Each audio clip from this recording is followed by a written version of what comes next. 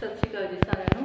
Gurugram degree college 5 PLM Shri Vijay Nagar चैन दे इस YouTube चैनल ते ਤੁਹਾਡਾ ਸਾਰਿਆਂ ਦਾ ਸਵਾਗਤ। मैं मनदीप कौर ਤੁਹਾਡੀ ਪੰਜਾਬੀ ਦੀ ਲੈਕਚਰ ਹਾਜ਼ਰ ਹਾਂ ਜੀ। ਤੁਹਾਡੀ ਅੱਜ ਦੀ BA फर्स्ट ईयर ਦੀ ਪੰਜਾਬੀ ਦੀ ਜਿਹੜੀ ਕਲਾਸ ਦੇ ਵਿੱਚ ਪੰਜਾਬੀ ਦੀ ਸਾਡੀ ਇਸ ਚੱਲ ਰਹੀ ਕਲਾਸ ਦੇ ਵਿੱਚ ਜਿੱਦਾਂ ਕਿ ਅਸੀਂ ਜਾਣਦੇ ਹਾਂ ਕਿ ਆਪਾਂ ਤੁਹਾਡੀ ਜਿਹੜੀ बुक आ जी शब्द सवेरा बुक की जी असी शुरुआत आ तुहाडी इस क्लास दे विच कीती हुई है। शब्द सवेरा दे विच जिहड़ा पहले कवि शेख फरीद जी जिन्हां दे बारे विच असी आपां जिहड़ी हैगी आ चंगी तरह जानकारी प्राप्त कर चुके हैं शेख फरीद जी दे बारे। उस तो बाद असी जिहड़ा दूसरे कवि तुहाडे शुरू कीते हुए सीगे वो हैगे आ श्री गुरु नानक देव जी। श्री गुरु नानक देव जी के कई शब्द असी साडी इस क्लास दे विच कीते। उन्हां दा जिहड़ा पिछली साडी क्लास सी उहदे विच असी जिहड़ा शब्द शुरू कीता होया सी उन्हां दी बाणी दे विचों जिहड़ी रचना शुरू असी कीती हुई सी उन्हां दी रचना सी जी बाबर बाणी फिर गई। जिहड़ी साडी पिछली क्लास सी इहदे विच असी शुरू कीता सी बाबर बाणी फिर गई।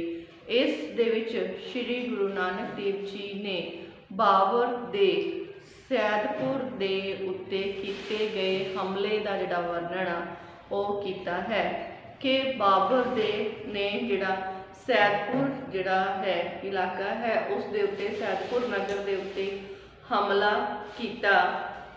इस हमले दे विच जिहड़ा बहुत ज़्यादा जुलम बाबर दे सिपाहियां द्वारा जिहड़ा उस सैदपुर की जिहड़ी जनता सी उस दे उत्ते ढाया गया ते इस जबर जुलम दे कारण जो जिहड़ा लहू उस नगर दे विच वरत्या उथे जो कोहराम वरत्या जो दुर्घटना उस नगर सैदपुर विच वरती उस दे वरतन दा कारण श्री गुरु नानक देव जी ने परमात्मा दा पाना ही दस्या है कि ये जो कुछ भी होया परमात्मा दे पाने दे अंदर ही होया। क्योंकि जिहड़ी जनता सी वो दुनियावी रंग तमाशियां दे पिछे अन्नी हुई परमात्मा नूं बिल्कुल ही भुल चुकी सी।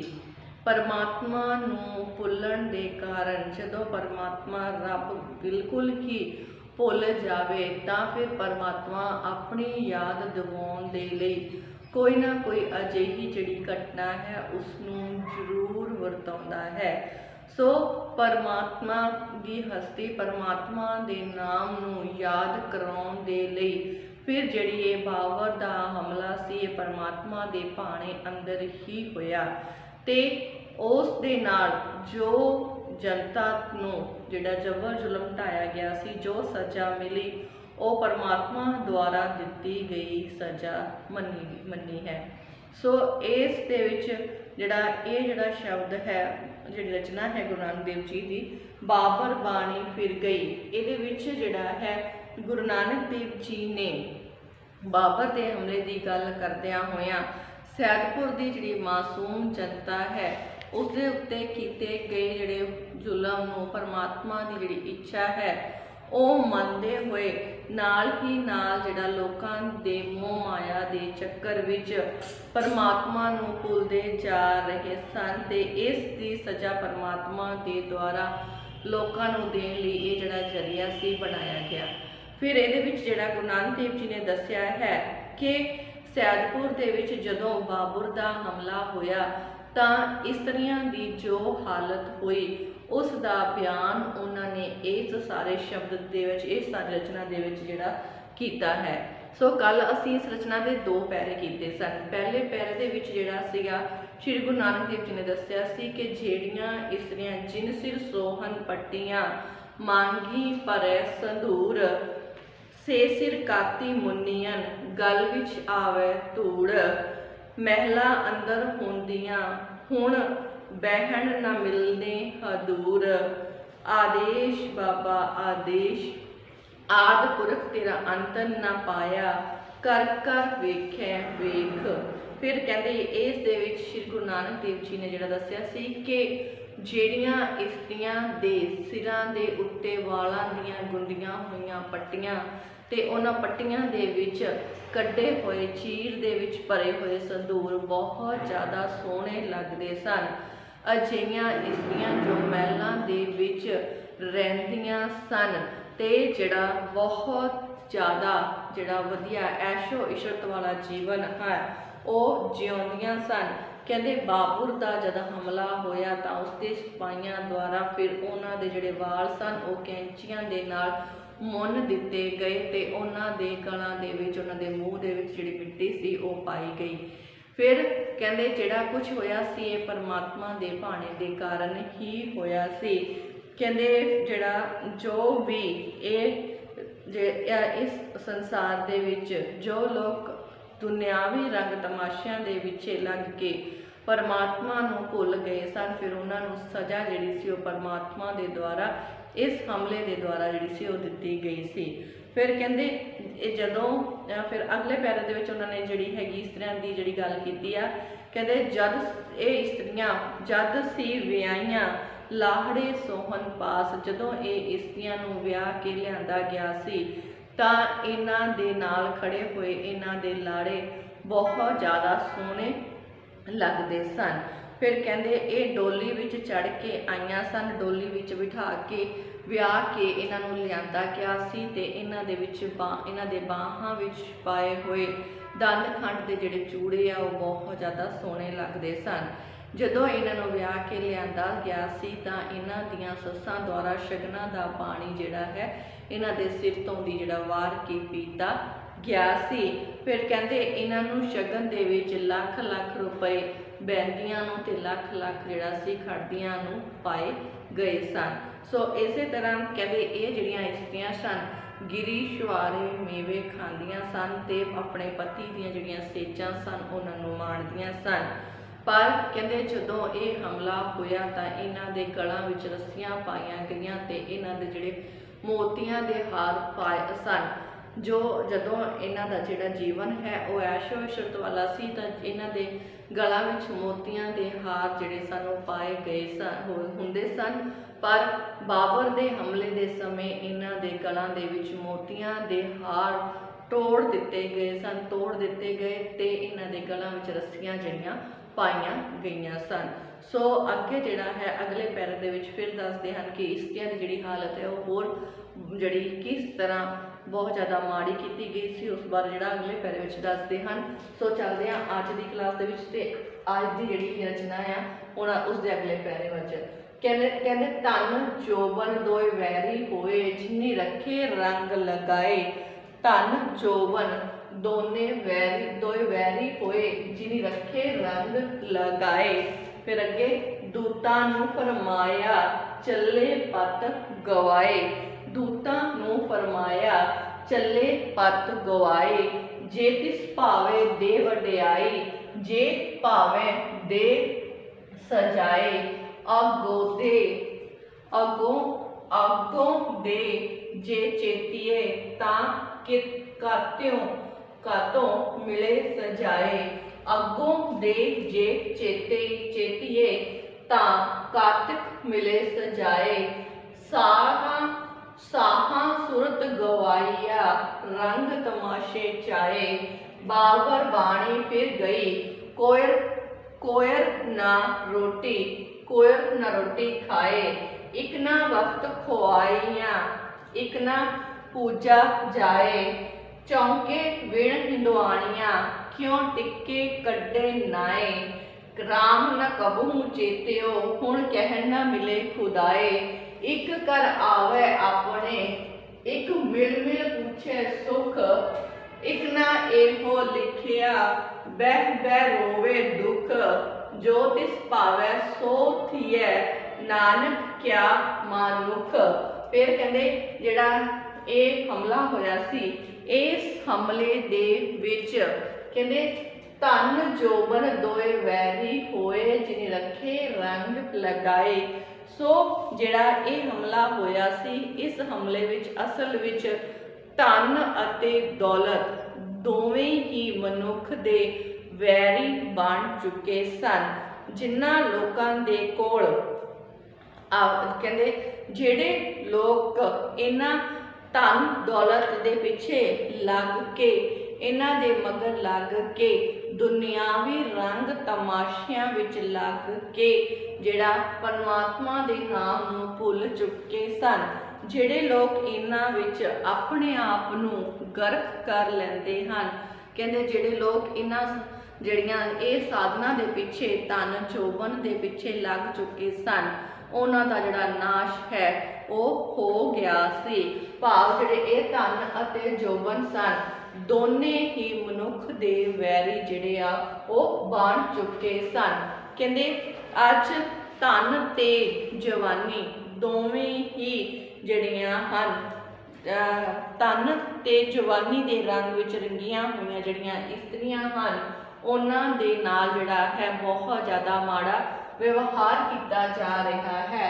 ਧਨ ਜੋਬਨ ਦੋਏ ਵੈਰੀ ਹੋਏ, ਇਹ ਦੋਨੇ ਹੀ ਅੱਜ ਮਨੁੱਖ ਦੇ ਵੈਰੀ ਬਣ ਗਏ ਹਨ, ਜਿਨ੍ਹਾਂ ਨੇ ਉਸ ਮਨੁੱਖ ਨੂੰ ਜਿਹੜੇ ਬਹੁਤ ਜ਼ਿਆਦਾ ਸੁੱਖ ਦਿੱਤੇ ਹੋਏ ਸਨ। ਜਿਹੜੇ ਵੱਖ-ਵੱਖ ਰੰਗਾਂ ਵਿੱਚ ਰੰਗੇ ਹੋਏ ਮਨੁੱਖ ਸਨ, ਧਨ ਜੋਬਨ ਦੇ ਕਾਰਨ ਵੱਖ-ਵੱਖ ਰੰਗਾਂ ਦੇ ਵਿੱਚ ਜਿਹੜੇ ਰੰਗੇ ਹੋਏ ਲੋਕ ਸਨ, ਉਹਨਾਂ ਦੇ ਲਈ ਹੁਣ ਇਹ ਧਨ ਤੇ ਜੋਬਨ ਦੋਨੇ ਹੀ ਵੈਰੀ ਜਿਹੜੇ ਹਨ, ਦੁਸ਼ਮਣ ਜਿਹੜੇ ਆ ਉਹ ਬਣ ਚੁੱਕੇ ਸਨ।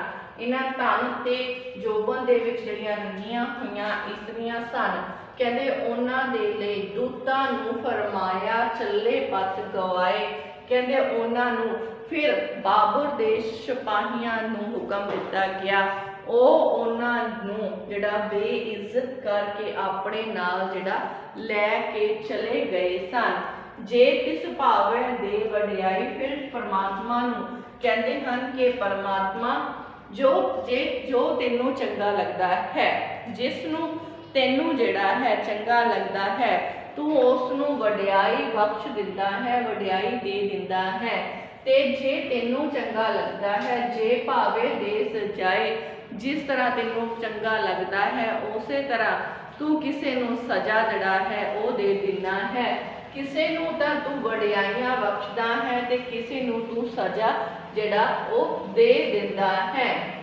ਫਿਰ ਕਹਿੰਦੇ ਬਾਬਰ ਦੇ ਸਿਪਾਹੀਆਂ ਨੂੰ ਤਾਂ ਇੱਕ ਜਿਹੜਾ ਹੈ ਸਾਧਨ ਬਣਾਇਆ ਸੀ, ਜਿਹੜਾ ਇਸ ਹਮਲੇ ਦੇ ਲਈ ਤੂੰ ਸਿਰਫ ਤੇ ਸਿਰਫ ਸਾਧਨ ਜਿਹੜਾ ਬਣਾਇਆ ਸੀ। ਅਸਲ ਵਿੱਚ ਇਹ ਸਭ ਕੁਝ ਪਰਮਾਤਮਾ ਤੇਰੇ ਭਾਣੇ ਅੰਦਰ ਹੀ ਹੋਇਆ ਹੈ। ਸੋ ਜੇਕਰ ਤੈਨੂੰ ਚੰਗਾ ਲੱਗਦਾ ਹੈ ਤਾਂ ਤੂੰ ਕਿਸੇ ਨੂੰ ਵਡਿਆਈ ਦਿੰਦਾ ਹੈ, ਤੇ ਜੇ ਤੈਨੂੰ ਚੰਗਾ ਲੱਗਦਾ ਹੈ ਤਾਂ ਉਸ ਨੂੰ ਜਿਹੜੀ ਸਜ਼ਾ ਦੇ ਦਿੰਦਾ ਹੈ। ਸੋ ਅੱਗੇ ਚੱਲਦੇ ਆ। ਕਹਿੰਦੇ ਅੱਗੋਂ ਦੇ ਜੇ ਚੇਤੀਐ ਤਾਂ ਕਾਤਿਕ ਮਿਲੇ ਸਜਾਏ। ਫਿਰ ਗੁਰੂ ਨਾਨਕ ਦੇਵ ਜੀ ਦੱਸਦੇ ਹਨ ਕਿ ਜੇਕਰ ਇਨਸਾਨ ਪਰਮਾਤਮਾ ਦਾ ਜਿਹੜਾ ਨਾਮ ਹੈ ਆਪਣੇ ਮਨ ਵਿੱਚ ਪਹਿਲਾਂ ਤੋਂ ਹੀ ਵਸਾ ਕੇ ਰੱਖਦਾ ਹੈ, ਜਿਹੜਾ ਮਨੁੱਖ ਪਰਮਾਤਮਾ ਦਾ ਨਾਮ ਆਪਣੇ ਮਨ ਵਿੱਚ ਪਹਿਲਾਂ ਤੋਂ ਹੀ ਵਸਾ ਕੇ ਰੱਖੇ ਤਾਂ ਕਹਿੰਦੇ ਉਸ ਨੂੰ ਕਿਸੇ ਤਰ੍ਹਾਂ ਦੀ ਜਿਹੜੀ ਮੁਸ਼ਕਿਲ ਹੈ ਉਹ ਨਹੀਂ ਆਉਂਦੀ। ਤੇ ਜੇ ਉਸ ਦਾ ਨਾਮ ਜੇਕਰ ਚੇਤੇ ਹੀ ਨਾ ਕਰੇ ਤਾਂ ਫਿਰ ਉਸ ਨੂੰ ਇਹੋ ਜਿਹੀ ਜਿਹੜੀ ਬੇਇੱਜ਼ਤੀ ਵਾਲੀ ਸਜ਼ਾ ਹੈ ਉਹ ਜ਼ਰੂਰ ਮਿਲਦੀ ਹੈ। ਅੱਗੋਂ ਦੇ ਜੇ ਚੇਤੀਏ, ਜਿਹੜਾ ਮਨੁੱਖ ਪਹਿਲਾਂ ਤੋਂ ਹੀ ਪਰਮਾਤਮਾ ਦਾ ਨਾਮ ਮਨ ਵਿੱਚ ਚੇਤੇ ਰੱਖਦਾ ਹੈ ਉਸ ਨੂੰ ਕੋਈ ਮੁਸ਼ਕਿਲ ਦਾ ਸਾਹਮਣਾ ਨਹੀਂ ਕਰਨਾ ਪੈਂਦਾ। ਪਰ ਜੋ ਅੱਗੋਂ ਪਹਿਲਾਂ ਤੋਂ ਹੀ ਕਦੇ ਪਰਮਾਤਮਾ ਦੇ ਨਾਮ ਦਾ ਸਿਮਰਨ ਨਹੀਂ ਕਰਦਾ, ਪਰਮਾਤਮਾ ਨੂੰ ਨਹੀਂ ਜਿਹੜਾ ਯਾਦ ਕਰਦਾ, ਤਾਂ ਫਿਰ ਉਸ ਨੂੰ ਅਜਿਹੀ ਬੇਇੱਜ਼ਤੀ ਵਾਲੀ ਸਜ਼ਾ ਜਿਹੜੀ ਹੈ ਉਹ ਸਜ਼ਾ ਮਿਲਦੀ ਹੈ। ਕਹਿੰਦੇ ਇਸੇ ਤਰ੍ਹਾਂ ਜੇਕਰ ਜਿਹੜੇ ਉਸ ਸਮੇਂ ਦੇ ਲੋਕ ਹਨ, ਸੈਦਪੁਰ ਦੇ ਨਗਰ ਦੇ ਜਿਹੜੇ ਲੋਕ ਹਨ, ਜੇਕਰ ਉਹ ਪਹਿਲਾਂ ਤੋਂ ਹੀ ਪਰਮਾਤਮਾ ਦਾ ਜਿਹੜਾ ਨਾਮ ਹੈ ਉਸ ਨੂੰ ਚੇਤੇ ਰੱਖਦੇ ਤਾਂ ਫਿਰ ਉਹਨਾਂ ਨੂੰ ਇਸ ਬੇਇੱਜ਼ਤੀ ਵਾਲੀ ਸਜ਼ਾ ਉਹ ਜਿਹੜੀ ਸੀ ਉਹ ਨਹੀਂ ਮਿਲਣੀ ਸੀ। ਫਿਰ ਕਹਿੰਦੇ ਸ਼ਾਹਾਂ ਸੁਰਤ ਗਵਾਈਐ ਰੰਗ ਤਮਾਸ਼ੇ ਚਾਏ।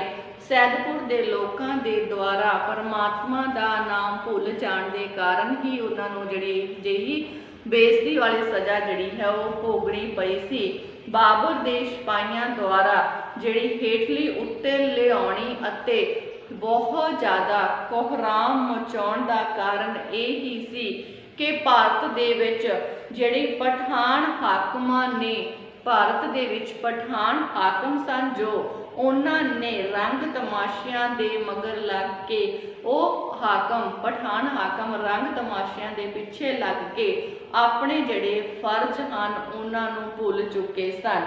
ਕਹਿੰਦੇ ਇਸ ਤਰ੍ਹਾਂ ਆਪਣੇ ਫਰਜ਼ ਜਦੋਂ ਇਹ ਲੋਕ ਭੁੱਲ ਗਏ ਸਨ ਤਾਂ ਕਹਿੰਦੇ ਇਸ ਦੇ ਫਲਸਰੂਪ ਉਹਨਾਂ ਦਾ ਜਿਹੜਾ ਹੈ ਉਹਨਾਂ ਦੀ ਤਾਕਤ ਦਾ ਜਿਹੜਾ ਅੰਤ ਹੈ ਹੁਣ ਹਰ ਪਾਸੇ ਬਾਬਰ ਦੇ ਹਮਲਿਆਂ ਦੁਆਰਾ ਕੀਤਾ ਗਿਆ ਸੀ। ਜਿਹੜੇ ਪਠਾਨ ਹਾਕਮ ਹੈ ਉਹ ਰੰਗ ਤਮਾਸ਼ਿਆਂ ਦੇ ਪਿੱਛੇ ਲੱਗ ਕੇ ਕਹਿੰਦੇ ਆਪਣੇ ਜਿਹੜੇ ਫਰਜ਼ ਹਨ ਉਹਨਾਂ ਨੂੰ ਜਦੋਂ ਭੁੱਲ ਗਏ ਸਨ ਤਾਂ ਇਸ ਦੇ ਫਲਸਰੂਪ ਉਹਨਾਂ ਦੀ ਤਾਕਤ ਦਾ ਜਿਹੜਾ ਅੰਤ ਹੋ ਗਿਆ ਤੇ ਹੁਣ ਬਾਬਰ ਦੇ ਹਮਲਿਆਂ ਨੇ ਕੋਹਰਾਮ ਜਿਹੜਾ ਹੈ ਉਹ ਮਚਾ ਦਿੱਤਾ ਸੀ। ਇਸ ਹਫੜਾ ਦਫੜੀ ਦੇ ਕਾਰਨ ਕਹਿੰਦੇ ਸਾਹਾਂ ਸੁਰਤ ਗਵਾਈਏ ਰੰਗ ਤਮਾਸ਼ੇ ਚਾਏ ਅਜਿਹੇ ਉਹ ਰੰਗ ਤਮਾਸ਼ਿਆਂ ਦੇ ਮਗਰ ਜਿਹੜੇ ਪਠਾਨ ਸਨ ਲੱਗੇ ਹੋਏ ਸਨ ਜਿਨ੍ਹਾਂ ਦੇ ਕਰਕੇ ਜਿਹੜਾ ਹੈ ਬਾਬਰ ਨੇ ਹਮਲਾ ਕੀਤਾ ਤੇ ਉੱਥੇ ਇਹੋ ਜਿਹਾ ਕੋਹਰਾਮ ਮਚਾਇਆ ਤੇ ਚਾਰੇ ਪਾਸੇ ਜਿਹੜਾ ਹੈ ਬਹੁਤ ਜ਼ਿਆਦਾ ਹਫੜਾ ਦਫੜੀ ਮਚਾ ਦਿੱਤੀ। ਬਾਬਰ ਬਾਣੀ ਫਿਰ ਗਈ। ਫਿਰ ਬਾਬਰ ਦੇ ਹੁਕਮ ਦੇ ਅਨੁਸਾਰ ਚਾਰੇ ਪਾਸੇ ਜਿਹੜੀ ਹੈ ਕੋਹਰਾਮ ਮਚਾਇਆ ਗਿਆ, ਹਫੜਾ ਦਫੜੀ ਮਚਾਈ ਗਈ ਤੇ ਕਹਿੰਦੇ ਇਸ ਤਰ੍ਹਾਂ ਬਾਬਰ ਬਾਣੀ ਫਿਰ ਗਈ ਕੋਈ ਨਾ ਰੋਟੀ ਖਾਏ। ਕਹਿੰਦੇ ਇਸ ਸਮੇਂ ਹਾਲਤ ਅਜਿਹੀ ਹੋ ਚੁੱਕੀ ਸੀ ਕਿ ਰਾਜਕੁਮਾਰਾਂ ਨੂੰ ਵੀ ਲੱਭਿਆਂ ਰੋਟੀ ਜਿਹੜੀ ਹੈ ਉਹ ਨਸੀਬ ਨਹੀਂ ਹੋ ਰਹੀ ਸੀ। ਪਠਾਨ ਲੋਕ ਆਪਣੇ ਫਰਜ਼ਾਂ ਨੂੰ ਭੁੱਲ ਚੁੱਕੇ ਸਨ। ਰੰਗ ਤਮਾਸ਼ਿਆਂ ਦੇ ਮਗਰ ਲੱਗ ਕੇ ਕਹਿੰਦੇ ਉਹ ਜਿਹੜਾ ਹੈ ਰੰਗ ਤਮਾਸ਼ਿਆਂ ਦੇ ਮਗਰ ਲੱਗ ਕੇ ਐਸ਼ੋ ਇਸ਼ਰਤ ਵਾਲਾ ਜੀਵਨ ਬਤੀਤ ਕਰਨ ਪਿੱਛੇ ਹੀ ਲੱਗੇ ਹੋਏ ਸਨ ਤੇ ਫਿਰ ਬਾਬਰ ਦੇ ਹਮਲੇ ਦੇ ਹੋਣ ਦੇ ਕਾਰਨ ਚਾਰੇ ਪਾਸੇ ਮੱਚਿਆ ਕੋਹਰਾਮ ਹਫੜਾ ਦਫੜੀ ਦੇ ਕਾਰਨ ਇੰਨੀ ਜ਼ਿਆਦਾ ਜਿਹੜੀ ਹੈ ਜ਼ੁਲਮ ਢਾਹੇ ਗਏ ਕਿ ਇਹਨਾਂ ਜ਼ੁਲਮਾਂ ਦੇ ਵਿੱਚ ਜਿਹੜੇ ਪਠਾਨ ਰਾਜਕੁਮਾਰ ਸਨ ਉਹਨਾਂ ਨੂੰ ਲੱਭਿਆ ਰੋਟੀ ਵੀ ਨਹੀਂ ਮਿਲ ਰਹੀ ਸੀ। ਕਹਿੰਦੇ ਇੱਕ ਨਾ ਵਕਤ ਖੁਦਾਈ ਹੈ ਇੱਕ ਨਾ ਪੂਜਾ ਜਾਏ। ਸੋ ਜਿਹੜਾ ਅਗਲੇ ਪੈਰੇ ਵਿੱਚ ਜਿਹੜਾ ਹੈ ਜਿਹੜਾ ਕਹਿ ਰਹੇ ਨੇ ਕਿ ਇੱਕ ਨਾ ਵਕਤ ਖੁਦਾਈ ਹੈ ਇੱਕ ਨਾ ਪੂਜਾ ਜਾਏ। ਫਿਰ ਕਹਿੰਦੇ ਬਾਬਰ ਦੇ ਸਿਪਾਹੀਆਂ ਦੀ ਜਿਹੜੀ ਕੈਦ ਹੈ ਬਾਬਰ ਦੇ ਦੁਆਰਾ ਜਿਹੜੇ ਢਾਹੇ ਗਏ ਜ਼ੁਲਮ ਅਤਿਆਚਾਰ ਦੇ ਕਾਰਨ ਬਾਬਰ ਦੇ ਸਿਪਾਹੀਆਂ ਦੀ ਕੈਦ ਵਿੱਚ ਆ ਕੇ ਜਿਹੜੀਆਂ ਔਰਤਾਂ ਸਨ ਮੁਸਲਮਾਨ ਤੇ ਹਿੰਦੂ ਔਰਤਾਂ ਸਨ ਉਹਨਾਂ ਦੀ ਜੋ ਗਤ ਹੋਈ ਉਸ ਦਾ ਬਿਆਨ ਕਰਦੇ ਹੋਏ ਕਹਿੰਦੇ ਹਨ ਕਿ ਮੁਸਲਮਾਨ ਜਿਹੜੀਆਂ ਇਸਤਰੀਆਂ ਸਨ ਉਹ ਨਮਾਜ਼ ਪੜ੍ਹਨ ਦੇ ਸਾਰੇ ਹੀ ਉਹਨਾਂ ਦੇ ਜਿਹੜੇ ਵਕਤ ਹਨ ਹੁਣ ਖੁੰਝ ਗਏ ਸਨ।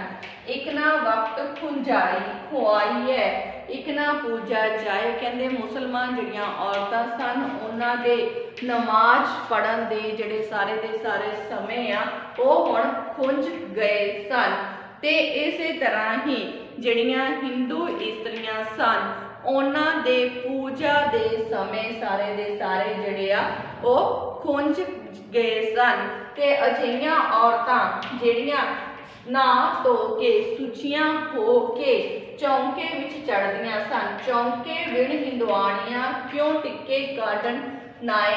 ਕਹਿੰਦੇ ਅਜਿਹੀਆਂ ਔਰਤਾਂ ਜਿਹੜੀਆਂ ਨਹਾ ਧੋ ਕੇ ਸੁੱਚੀਆਂ ਹੋ ਕੇ ਟਿੱਕੇ ਕੱਢ ਕੇ ਚੌਂਕਿਆਂ ਦੇ ਵਿੱਚ ਚੜ੍ਹਦੀਆਂ ਸਨ। ਅਜਿਹੀਆਂ ਹਿੰਦੂ ਇਸਤਰੀਆਂ ਕਹਿੰਦੇ ਜਿਹੜੇ ਸੁੱਚੇ ਹੋ ਕੇ ਚੌਂਕਿਆਂ ਵਿੱਚ ਬੈਠਦੀਆਂ ਸਨ ਅਜਿਹੀ ਅਵਸਥਾ ਦੇ ਵਿੱਚ ਜਿਹੜਾ ਹੈ ਉਹਨਾਂ ਦੇ ਲਈ ਹੁਣ ਉਹ ਜਿਹੜੀਆਂ ਹੁਣ ਨਾ ਤਾਂ ਟਿੱਕੇ ਹੀ ਲਾ ਸਕਦੀਆਂ ਸਨ ਕਹਿੰਦੇ ਹੁਣ ਤੇ ਨਾ ਹੀ ਉਹਨਾਂ ਦੇ ਜਿਹੜੇ ਚੌਂਕੇ ਆ ਉਹ ਹੁਣ ਸੁੱਚੇ ਰਹਿ ਗਏ ਸਨ। ਚੌਂਕੇ ਬਿਨ ਹਿੰਦੁਆਣੀਆਂ ਕਿਉਂ ਟਿੱਕੇ ਕੱਢਣ ਨਾਏ। ਹੁਣ ਨਾ ਤਾਂ ਉਹ ਟਿੱਕੇ ਕੱਢ ਸਕਦੀਆਂ ਸਨ ਤੇ ਨਾ ਹੀ ਉਹਨਾਂ ਦੇ ਜਿਹੜੇ ਚੌਂਕੇ ਆ ਉਹ ਸੁੱਚੇ ਰਹਿ ਗਏ ਸਨ।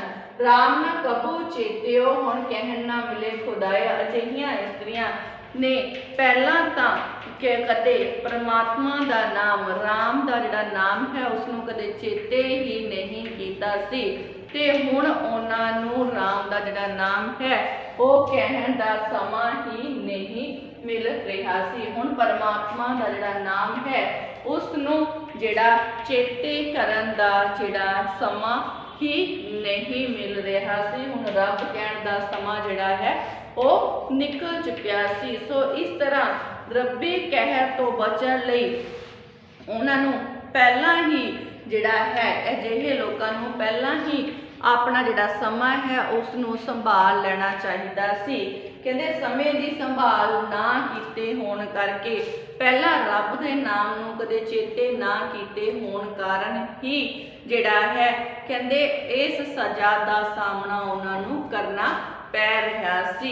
ਸੋ ਜੇਕਰ ਉਹ ਲੋਕ ਪਰਮਾਤਮਾ ਦੇ ਨਾਮ ਦਾ ਸਿਮਰਨ ਸਮਾਂ ਰਹਿੰਦੇ ਕਰਦੇ, ਗੁਰੂ ਦੀ ਸ਼ਰਨ ਵਿੱਚ ਜਾਂਦੇ, ਤਾਂ ਹੋ ਸਕਦਾ ਸੀ ਕਿ ਉਹਨਾਂ ਦੇ ਜਿਹੜੇ ਕੰਮ ਉਹ ਗੁਰੂ ਦੀ ਸ਼ਰਨ ਵਿੱਚ ਜਾਂਦੇ, ਚੰਗੇ ਕਰਮ ਕਰਦੇ, ਸ਼ੁਭ ਕਰਮ ਕਰਦੇ, ਚੰਗੇ ਕਰਮ ਕਰਦੇ, ਤਾਂ ਹੋ ਸਕਦਾ ਸੀ ਕਿ ਉਹਨਾਂ ਨੂੰ ਅਜਿਹੀ ਸਜ਼ਾ ਦਾ ਸਾਹਮਣਾ ਕਦੇ ਨਾ ਹੀ ਕਰਨਾ ਪੈਂਦਾ। ਸੋ ਚੱਲਦੇ ਹਾਂ ਜੀ ਅਗਲੇ ਪੈਰੇ ਵਿੱਚ। ਅਗਲੇ ਪੈਰੇ ਵਿੱਚ ਜਿਹੜਾ ਕੀ ਕਹਿਣ ਦੀ ਕੋਸ਼ਿਸ਼ ਕਰਦੇ ਆ, ਕਹਿੰਦੇ ਇੱਕ ਨਾ ਘਰ ਆਵੀਐ ਆਪਣੇ ਇੱਕ ਮਿਲ ਮਿਲ ਪੁੱਛੈ।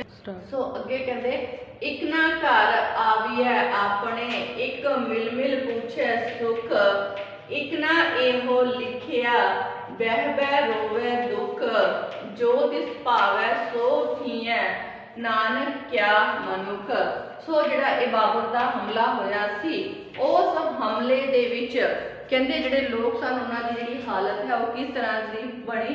ਇੱਕ ਘਰ ਆ ਗਿਆ, ਕਹਿੰਦੇ ਇਸ ਹਮਲੇ ਦੇ ਕਾਰਨ ਬਹੁਤ ਸਾਰੇ ਲੋਕ ਤਾਂ ਘਰੋਂ ਬੇਘਰ ਹੋ ਗਏ ਸਨ, ਬਹੁਤ ਸਾਰੇ ਲੋਕ ਮਾਰੇ ਗਏ ਸਨ, ਤੇ ਉਹਨਾਂ ਦੇ ਵਿੱਚੋਂ ਜਿਹੜੇ ਕੁਝ ਲੋਕ, ਜਿਹੜੇ ਕੁਝ ਮੁੱਠੀ ਭਰ ਲੋਕ ਬਚ ਗਏ ਸਨ, ਕਹਿੰਦੇ ਉਹ ਆਪਣੇ ਘਰ ਆ ਕੇ ਇੱਕ ਨਾ ਘਰ ਆਵੇ ਆਪਣੇ, ਉਹ ਆਪਣੇ ਜਿਹੜੇ ਘਰਾਂ ਨੂੰ ਵਾਪਸ ਆ ਕੇ ਇੱਕ ਨਾ ਇੱਕ ਮਿਲ ਮਿਲ ਪੁੱਛੇ ਸੁਖ, ਆਪਣੇ ਜਿਹੜੇ ਦੂਸਰੇ ਕੁਝ ਲੋਕ ਜੋ ਬਚ ਗਏ ਸਨ ਉਹਨਾਂ ਨੂੰ ਜਿਹੜੀ ਸੁੱਖ ਸਾਂਦ ਹੈ ਉਹ ਪੁੱਛ ਰਹੇ ਸਨ, ਉਹਨਾਂ ਨੂੰ ਮਿਲ ਮਿਲ ਕੇ ਜਿਹੜੀ ਸੁੱਖ ਸਾਂਦ ਪੁੱਛ ਰਹੇ ਸਨ, ਕਿਉਂਕਿ ਬਹੁਤ ਜ਼ਿਆਦਾ ਲੋਕ ਖਤਮ ਹੋ ਚੁੱਕੇ ਸਨ।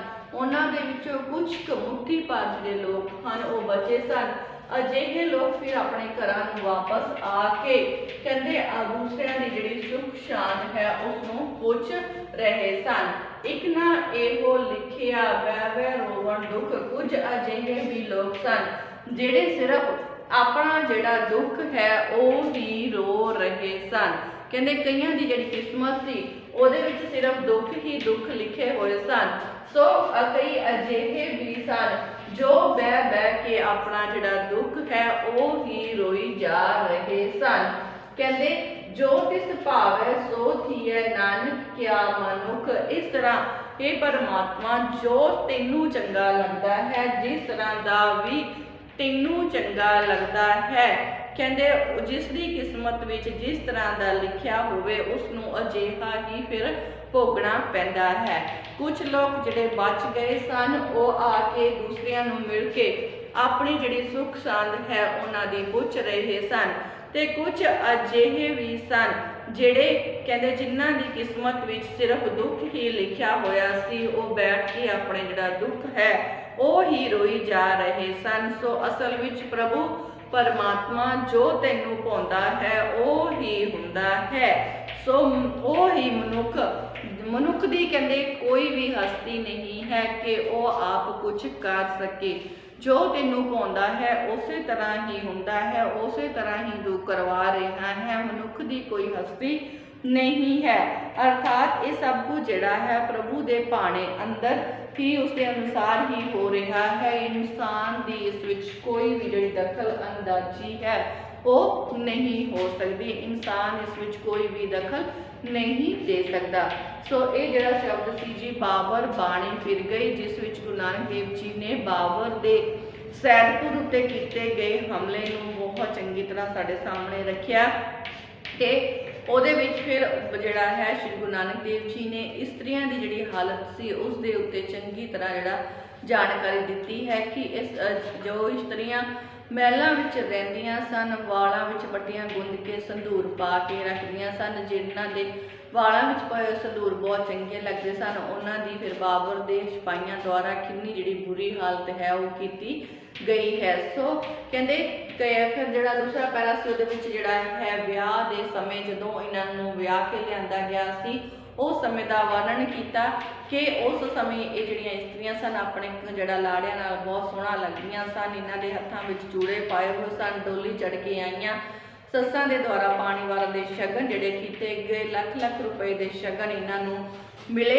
जिहड़ा ये गिरी शुआरे खांदियां सन ते पति दियां सेजां माणदियां सन। पर जदों ये हमला होया तां परमात्मा नूं दा नाम जिहड़ा है कदे चेते ना करन दे कारण इन्हां दी जिहड़ी हालत है वो बहुत ज़्यादा बुरी जिहड़ी हुई है।